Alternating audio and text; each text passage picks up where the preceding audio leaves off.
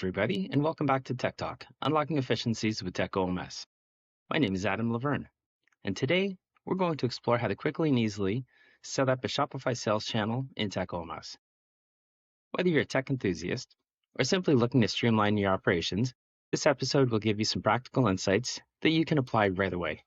In our last Tech Talk episode, we walked through how and where to find newly released features and knowledge-based articles. Today we're shifting gears and we're going to look at how to set up a Shopify sales channel in techOMS. With a few clicks of the mouse, techOMS can help make that happen. So first, we're going to log into techOMS and make sure we're in our smoke test account. Now in a separate tab, I'll go into our Shopify test store, where I'll go into the App Store, find techOMS, and walk through the installation process. So you can see here, the techOMS app is available through the Shopify App Store. Click on Install. It loads a new tab. It shows you the different permissions that the app is asking for from Shopify, and I'll click on Install.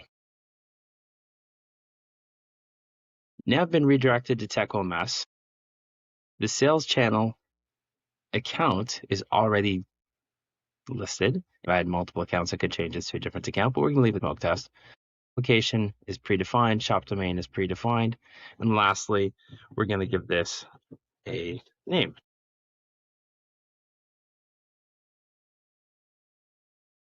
And now we're going to go ahead and hit save.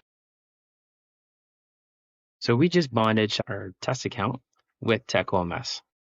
At this point in time, we still need to determine mode for get orders. We need to set the frequency for getting orders, set the frequency for inventory, etc. Really nothing we need to do under advanced settings. And then under the channel settings, most of this is done by default, but you might want to have a review and tweak. For example, throughput sets the throttling rate for techOMS to make sure the frequency we send API data matches your program. So if you're a standard customer or Shopify Basic versus an enterprise customer, the throughput varies.